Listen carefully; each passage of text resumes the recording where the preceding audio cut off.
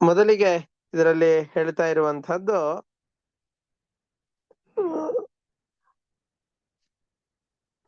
ರಾಘವೇಂದ್ರ ತೀರ್ಥರ ವಾಂಗ್ಮಯ ಹೇಗಿದೆ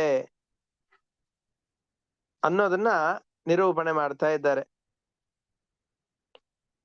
ಮೊದಲ 2 ಶ್ಲೋಕಗಳಲ್ಲಿ ರಾಘವೇಂದ್ರ ತೀರ್ಥ ಗುರು ಸಾರ್ವಭೌಮರ ಮಾತಿನ ಲಹರಿ ಹೇಗಿದೆ, ಅವರ ಮಾತು ಗಂಗಾ ನದಿಯ ಪ್ರವಾಹದ ಹಾಗೆ ಅತ್ಯಂತ ಪವಿತ್ರವಾಗಿದೆ ಅಂತ ಇಲ್ಲಿ ತಿಳಿಸ್ಕೊಡ್ತಾ ಇದ್ದಾರೆ. ಶ್ರೀ ಪೂರ್ಣ ಬೋಧ ಗುರು ತೀರ್ಥ ಪಯೋಬ್ಧಿಪಾರ ಕಾಮಾರಿಮಾಕ್ಷ ವಿಷಮಾಕ್ಷ ಶಿರಸ್ಪೃಶಂತಿ ಪೂರ್ವೋತ್ತರಾಮಿತ ತರಂಗ ಚರತ್ಸು ಹಂಸ ದೇವಾಲಿ ಸೇವಿತ ಪರಂಘ್ರಿಪಯೋಜ ಲಗ್ನ. ಇದು ಒಂದೇ ಶ್ಲೋಕದ ಭಾವಾರ್ಥವನ್ನು ಹೇಳಿಕ್ ಬರೋದಿಲ್ಲ. ಮುಂದಿನ ಶ್ಲೋಕದ 1-2 ಪದಗಳ ಅಪೇಕ್ಷೆಯೂ ಬರುತ್ತೆ. ಆ ಮುಂದಿನ ಶ್ಲೋಕದ 1-2 ಪದಗಳನ್ನು ಇಟ್ಟುಕೊಂಡು ಈ ಶ್ಲೋಕದ ಅರ್ಥವನ್ನು ಇವತ್ತು ಹೇಳಿರ್ತೇನೆ. 2ನೇ ಶ್ಲೋಕದ ಭಾವಾರ್ಥವನ್ನು ಕೂಡ ಆಮೇಲೆ ಹೇಳ್ತೇನೆ.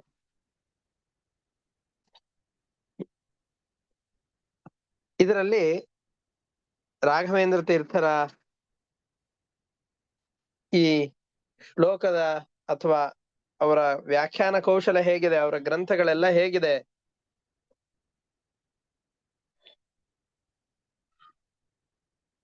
ನಾವು ಯಾವುದೇ ಒಂದು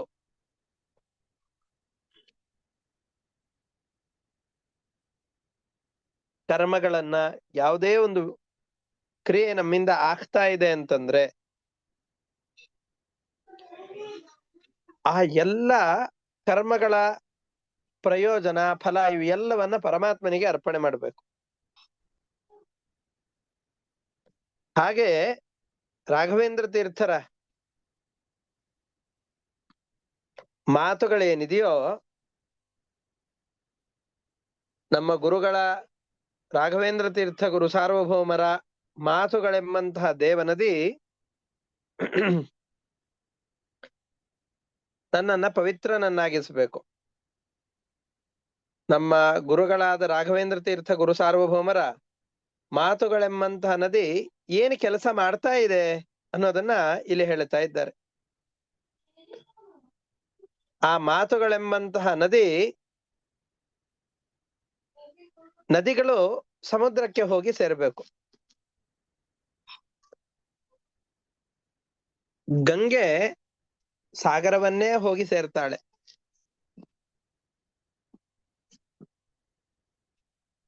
ಹಾಗೆಯೇ ರಾಘವೇಂದ್ರ ಗುರು ಸಾರ್ವಭೌಮರ ಮಾತುಗಳೆಂಬಂತಹ ದೇವನದಿಯೂ ಕೂಡ ಯಾವುದಕ್ಕೋಸ್ಕರ ಹೊರಟಿದೆ?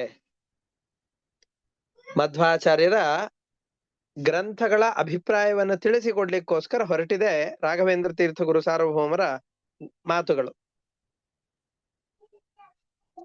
ಹಾಗಾದ್ರೆ ಮಧ್ವಾಚಾರ್ಯರ ಗ್ರಂಥಗಳನ್ನ ಸರ್ವಮೂಲ ಗ್ರಂಥಗಳು ಅಂತ ಕರೀತಾರೆ. ಆ ಸರ್ವಮೂಲ ಗ್ರಂಥಗಳು ಸಾಗರ ಇದ್ದ ಹಾಗೆ.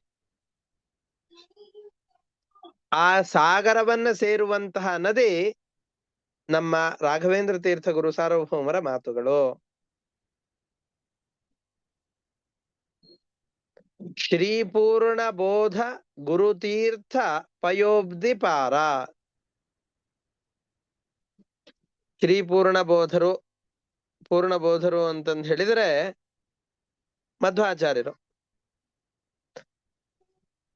ಮಧ್ವಾಚಾರ್ಯರೆಂಬಂತಹ ಗುರುಗಳ ತೀರ್ಥ ಅಂತಂದು ಹೇಳಿದ್ರೆ ಶಾಸ್ತ್ರಗಳು. ಮಧ್ವಾಚಾರ್ಯರು ರಚನೆ ಮಾಡಿದಂತಹ ಗ್ರಂಥಗಳನ್ನೇ ಸರ್ವಮೂಲ ಗ್ರಂಥಗಳು ಅಂತ ಕರೀತಾರೆ. ಆ ಸರ್ವಮೂಲ ಗ್ರಂಥಗಳೆಂಬಂತಹ ಪಯೋಬ್ಧಿ ಅಂತಂದು ಹೇಳಿದ್ರೆ ಸಮುದ್ರ. ಮಧ್ವಾಚಾರ್ಯರು ನಮ್ಮ ಗುರುಗಳು, ಅವರು ರಚನೆ ಮಾಡಿದಂತಹ ಶಾಸ್ತ್ರಗಳನ್ನು ತೀರ್ಥ ಅಂತ ಕರೀತಾ ಇದ್ದಾರೆ. ಅಂತಹ ಶಾಸ್ತ್ರಗಳೆಂಬಂತಹ ಸಮುದ್ರವನ್ನ ಪಾರ ಸೇರುವಂತಹದ್ದು.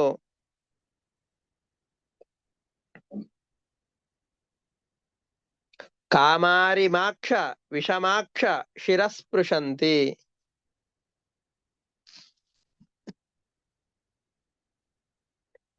ಕಾಮಾರಿಮಾಕ್ಷ, ಕಾಮಾರಿ ಅಂತಂದ್ ಹೇಳಿದ್ರೆ ಕಾಮಕ್ಕೆ ವೈರಿಗಳಾದಂತಹವರು.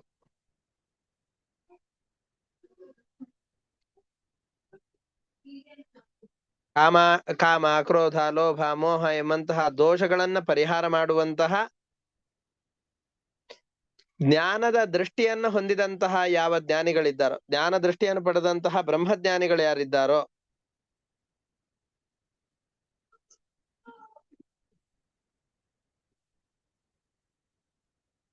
ಕಾಮಾರಿ ಅಂತಂದ್ರೆ ಕಾಮಕ್ಕೆ ವೈರಿಗಳಾದಂತಹ,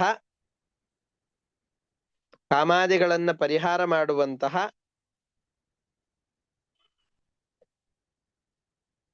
ಜ್ಞಾನ ದೃಷ್ಟಿಯನ್ನ ಪಡೆದಂತಹ, ನಾವು ಮಹಾಜ್ಞಾನಿಗಳು ಅಂತ ಯಾರ ಕರೀತಾ ಇದ್ದಾರೋ ಅಂತಹ ಎಲ್ಲ ಪಂಡಿತರಿಂದಲೂ ಕೂಡ ಶಿರಸ್ಪೃಶಂತಿ, ತಲೆಯಲ್ಲಿ ಧರಿಸಲ್ಪಟ್ಟಂತಹದ್ದು.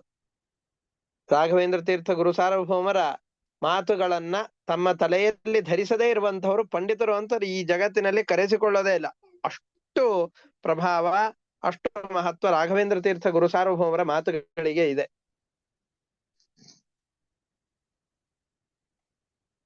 ಶಿರಸ್ಪೃಶಂತಿ, ತಲೆಯಲ್ಲಿ ಮೆರೆಯುವಂತಹದ್ದು ರಾಘವೇಂದ್ರ ತೀರ್ಥ ಗುರು ಸಾರ್ವಭೌಮರ ಮಾತುಗಳು. ಎರಡನ್ನು ಹೇಳಿದ್ರು. ಪೂರ್ಣ ಪ್ರಜ್ಞಾಚಾರ್ಯರು ನಮ್ಮ ಮಧ್ವಾಚಾರ್ಯರ ಸರ್ವಮೂಲ ಗ್ರಂಥಗಳೆಂಬಂತಹ ಸಮುದ್ರವನ್ನ ಹೋಗಿ ಸೇರ್ತಾ ಇದೆ. ಎಲ್ಲ ನದಿಗಳು ಹೋಗಿ ಸಮುದ್ರವನ್ನ ಸೇರುವಂತೆ ರಾಘವೇಂದ್ರ ತೀರ್ಥ ಗುರು ಸಾರ್ವಭೌಮರ ಮಾತುಗಳು ಮಧ್ವಾಚಾರ್ಯರ ಸರ್ವಮೂಲ ಗ್ರಂಥಗಳೆಂಬಂತಹ ಸಮುದ್ರವನ್ನ ಹೋಗಿ ಸೇರ್ತಾ ಇದೆ. ಕಾಮಾರಿಮಾಕ್ಷ ವಿಷಮಾಕ್ಷ ಶಿರಸ್ಪೃಶಂತಿ, ಕಾಮಾದಿ ದೋಷಗಳನ್ನ ಪರಿಹಾರ ಮಾಡುವಂತಹ ಜ್ಞಾನ ದೃಷ್ಟಿಯನ್ನು ಪಡೆದಂತಹ ಪಂಡಿತರು ಅಂತ ಯಾರು ಜಗತ್ತಿನಲ್ಲಿದ್ದಾರೋ, ನಮಗೆಲ್ಲ ಕಣ್ಣಿರತ್ತೆ, ಇದು ಭೌತಿಕವಾದ ಪದಾರ್ಥಗಳನ್ನ ತಿಳಿಸಿಕೊಡುತ್ತೆ. ಆದ್ರೆ ಜ್ಞಾನ ದೃಷ್ಟಿಯನ್ನ ಪಡೆದಂತಹ ಪಂಡಿತರು ಅಂತ ಯಾರಿದ್ದಾರೋ, ಜ್ಞಾನಿಗಳು ಅಂತ ಯಾರಿದ್ದಾರೋ, ಅಂತಹ ಜ್ಞಾನಿಗಳಿಂದಲೂ ಕೂಡ ಶಿರಸ್ಪೃಶಂತಿ, ತಲೆಯಲ್ಲಿ ಧರಿಸಿರುವಂತಹ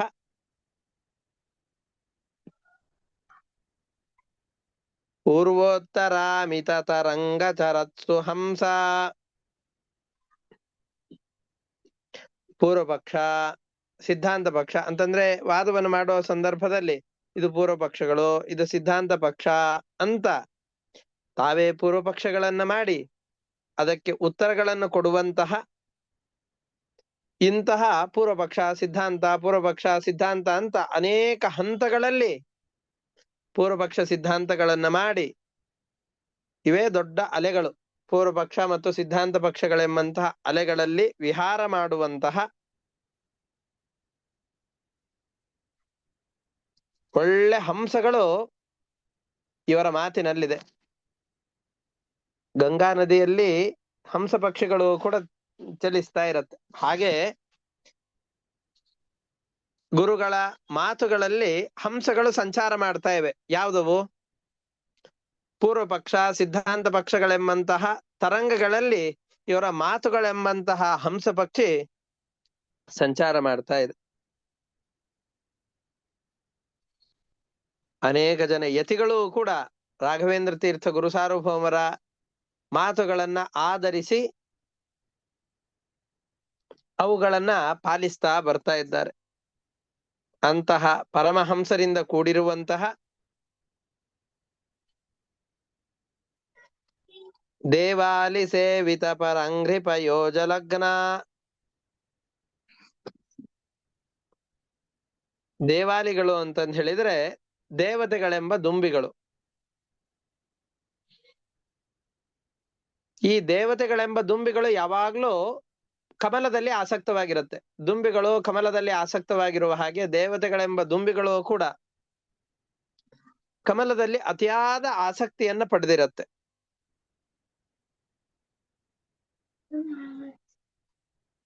ಯಾವುದಿಲ್ಲಿ ಕಮಲ ಅಂತಂದ್ ಹೇಳಿದ್ರೆ ಪರಮಾತ್ಮನ ಪಾದ ಕಮಲಗಳೇ ಕಮಲಗಳು. ಅದರಲ್ಲಿ ದೇವತೆಗಳಿಗೆ ಯಾವಾಗ್ಲೂ ನಿರಂತರವಾದ ಆಸಕ್ತಿ ಇದೆ. ಅಂತಹ ಆಸಕ್ತಿಯುಳ್ಳ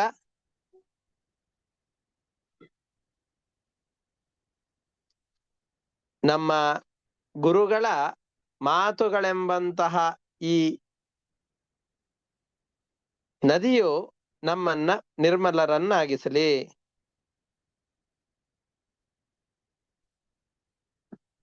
ದೇವತೆಗಳಿಂದ ನಿರಂತರವಾಗಿ ಸೇವೆಗೊಳಗಾಗ್ತಾ ಇರುವಂತಹದ್ದು ಪರಮಾತ್ಮನ ಪಾದಕಮಲಗಳು. ಆ ಪಾದಕಮಲಗಳ ಸ್ಪರ್ಶವನ್ನು ಯಾವಾಗ್ಲೂ ಮಾಡ್ತಾ ಇದೆ ರಾಘವೇಂದ್ರ ತೀರ್ಥ ಗುರು ಸಾರ್ವಭೌಮರ ಮಾತುಗಳು. ಅಂದ್ರೆ ಈ ಮಾತುಗಳು ಎಷ್ಟು ಪವಿತ್ರವಾಗಿರಬೇಕು ಭಗವಂತನ ಪಾದದ ಸ್ಪರ್ಶವನ್ನು ಹೊಂದಿದೆ ಅಂತಂದ್ರೆ. ಅಂತಹ ಪರಮ ಪವಿತ್ರವಾದ ರಾಘವೇಂದ್ರ ತೀರ್ಥ ಗುರು ಸಾರ್ವಭೌಮರ ಮಾತುಗಳೆಂಬಂತಹ ಗಂಗಾ ನದಿ ನಮ್ಮನ್ನ ನಿರಂತರವಾಗಿ ಪವಿತ್ರಗೊಳಿಸ್ಲಿ. ಇದು ಈ ಶ್ಲೋಕದ ಭಾವಾರ್ಥ. ಮೊದಲನೇ ಶ್ಲೋಕದ್ದು ಇನ್ನೊಮ್ಮೆ ಹೇಳ್ತೇನೆ. ಶ್ರೀ ಪೂರ್ಣ ಬೋಧ ಗುರುತೀರ್ಥ ಪಯೋಬ್ಧಿಪಾರ.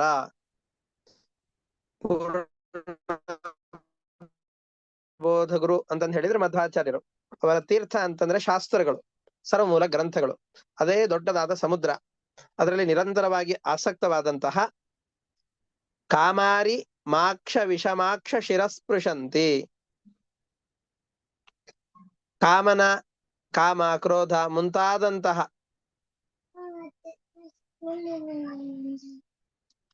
ಕಾಮ ಕ್ರೋಧ ಮುಂತಾದಂತಹ ದೋಷಗಳನ್ನ ನಾಶ ಮಾಡುವ ದೊಡ್ಡ ಜ್ಞಾನ ಯಾವ ವ್ಯಕ್ತಿಗಳಲ್ಲಿದೆಯೋ, ಯಾವ ಪಂಡಿತರಲ್ಲಿ ಇದೆಯೋ, ಆ ಪಂಡಿತರ ತಲೆಯ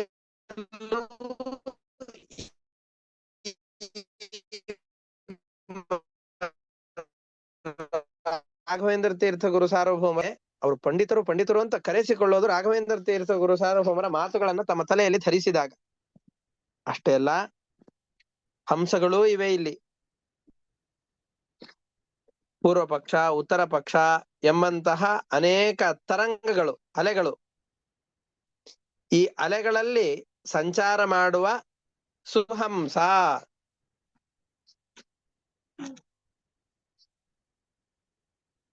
ಪೂರ್ವ ಪಕ್ಷ, ಉತ್ತರ ಪಕ್ಷಗಳೆಂಬಂತಹ ಅನೇಕ ತರಂಗಗಳು, ಸಮುದ್ರದಲ್ಲಿ ಬರುವ ಅಲೆಗಳ ಹಾಗೆ ಪೂರ್ವ ಪಕ್ಷ, ಸಿದ್ಧಾಂತ ಪಕ್ಷಗಳೆಂಬಂತಹ ತರೆಗಳು